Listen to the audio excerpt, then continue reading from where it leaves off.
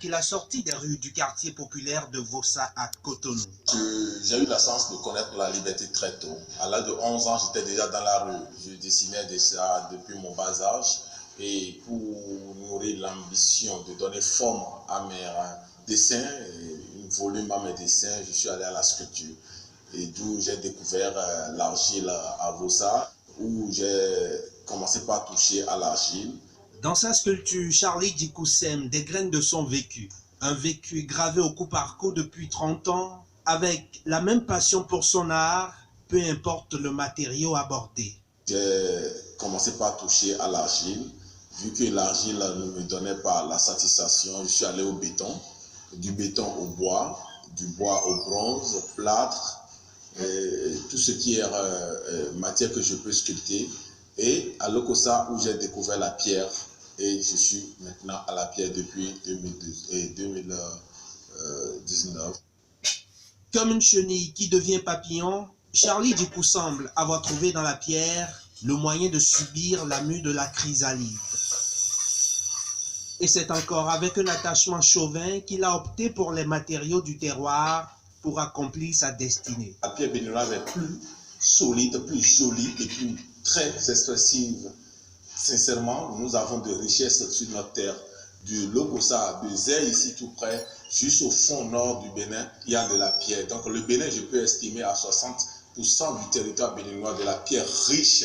Nous avons même du granit rose au Bénin. Nous avons du marbre à ciel ouvert à Lanta et à Idadjo. Nous avons du granit dans tous les domaines, dans le gris, noir, dans toutes les couleurs, dans toutes les nuances, dans toutes les beautés possibles pour réaliser ces œuvres. Donc, si je dois réaliser les œuvres avec les pierres de chez moi, je suis encore plus fier parce que je vois que l'expression est locale, et la pensée et la matière, tout est local, tout est béninoise et je suis fier de mon petit Bénin. L'œuvre de Charlie Dickou est une longue file de questionnements, emperlés l'un à l'autre par les expériences du quotidien. En donnant corps à ce qu'il tracasse, l'artiste devient un sociologue de la pierre. Dans le début, la pierre me dictait sa loi, mais aujourd'hui, je lui fais ma loi. J'ai essayé de la dominer, la considérer comme une mouche que moi je pique. Elle n'est pas dure, elle est juste une force. Donc, une force d'expression terrible. Je trouve dans la pierre beaucoup de souplesse, beaucoup d'humilité, de noble. La pierre, elle est trop noble. Et c'est une matière finie, quoi. Je sais que je participe à l'histoire de mon pays. Je participe à l'écriture de la vie de mon pays. Et je dois participer, c'est mon devoir, c'est pourquoi je suis né là. Je suis ici, donc je dois participer ici. D'où j'ai créé l'œuvre qui s'appelle « Où je pose mon pied ». Où je pose mon pied, je dois poser aussi ma tête, mon esprit là, et travailler avec mes mains pour que les dieux me suivent là. Et on ne reflète que son Dieu, c'est pourquoi il reflète le Bénin. Le temps et la mort, la métempsychose est omniprésente dans la démarche artistique de Charlie Dickou, pour qui le génie créateur se libère dès le choix de la pierre à travailler. Quand je réveille dans la roche, dans les carrières, je ne ramasse pas les pierres. Je prends la pierre qui m'appelle. Et cette pierre qui m'appelle, je vais vers elle et puis je trouve une expression déjà au préalable qui m'appelle.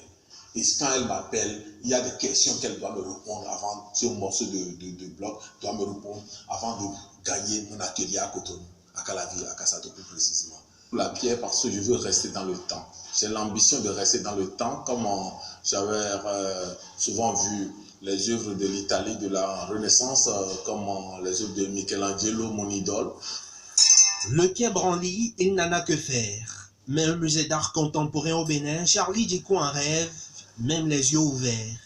Il ne vivra peut-être pas assez pour le voir, mais par ses sculptures, Charlie Dickou a déjà vaincu le temps et la mort. Son nom est gravé dans la pierre.